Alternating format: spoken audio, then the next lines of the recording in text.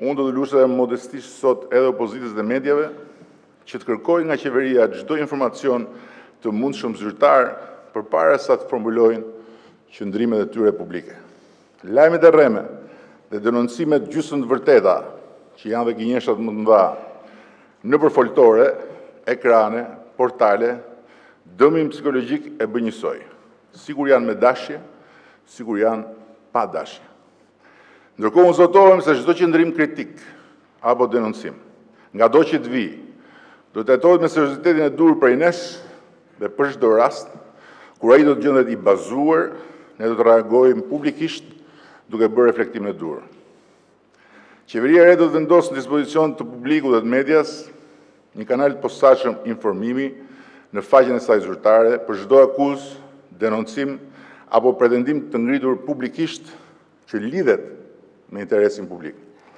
Formati i vjetër i politikës tradicionale, me akuza dhe kundër akuza, flak për flak, me konferenca shtypi dhe kundër konferenca shtypi, ku s'merr vesh i pari të dytin, dhe ku publiku vetëm helmohet dhe vetëm neveritet nga politika dhe si rezultat nga të gjithë ne, për ne konsiderohet praktik e mbyllur.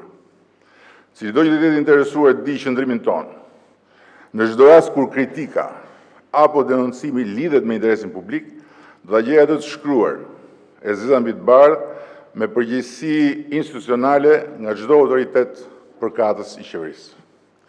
Nga ana tjetër, as qeveria dhe asnjë nga ne, 74 të mandatuarit e Partisë Socialiste në këtë sallë, nuk do të përdor as mikrofonin, as mandatin, as kartonin, për të mbrojtur këtë qoftë, këtu apo jashtë kësaj salle, nga akuzat apo gjykimet e organeve të drejtësisë. Cilido qoftë, në çdo nivel të ekzekutivit, apo në çdo rresht të kësaj salle, apo në drejtimin e qeverisë vendore, që me gjas mund vendosë në akuzë nga drejtësia, për përgjegjësi që i ka marrë vetë, do duhet mbrohet vetë, së bashku me avokatin përkatës. Dhe prezumimi pafajësisë do të vlejë vetëm për procesin gjyqësor të individit, dhe jo për të marrë, qoftë dhe i gjysmë fjalë e mbështetje politike nga kjo shumicë qeverisëse, deri në zbardhjen përfundimtare të rastit nga organet e drejtësisë. Jo vetëm kaq, po qeveria do të inkurajojë shumë më tepër se deri më sot me fuqizimin e mekanizmave të njohur, si për shembull platforma e bashkëqeverisjes, e cila do të hyjë në një regjim ligjor të posaçëm, apo me mekanizma inovativ nxitës të qytetarëve dhe të mediave investigative luftën frontale kundër korrupsionit në çdo nivel. Ne e kemi besuar qysh në piknisje dhe e besojmë ende më shumë sot reformën drejtësi.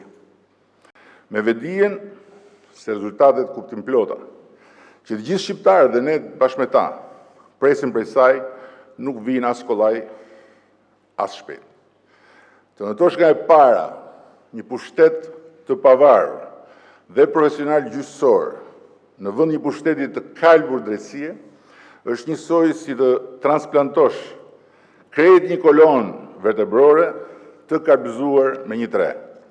Duhet një operacion rrënjësor, posaçërisht i gjatë, tejet i vështirë, një këmbgulje e pashëmbullt, një durim i pashoq, përballë një sfide që duket e pamundur.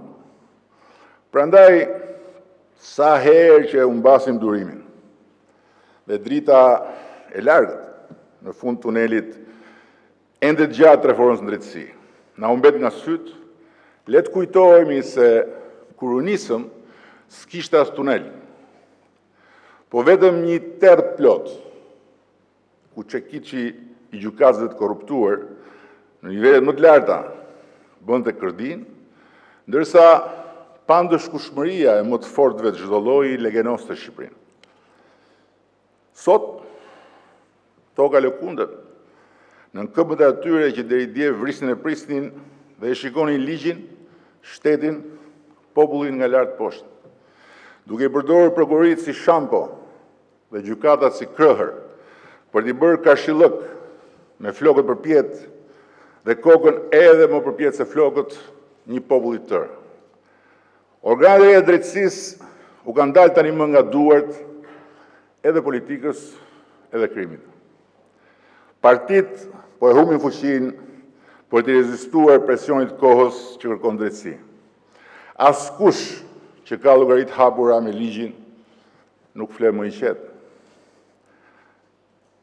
Kundërofensiva e forcave dhe individëve me pushtet politik për të penguar, dëmtuar, ndalur reformën drejtësi, ka konsumuar vërtet energji jo të vogla shoqërore, duke inskenuar akte publike, operacione mediatike dhe aksione politike të pashëmbullta, në egërsinë e tyre antidemokratike, antikushtetuese, antiqytetare. Por, frymëzuesit dhe udhëheqësit e asaj kundërofensive janë sot figurat më të diskredituara politike të Shqipërisë. Kokat e botës krimit janë prapa hekurave ose brenda skutave ku vetëm e shtyn në kohë, por nuk e ndalin dot ditën e llogarisë përpara gjykatës.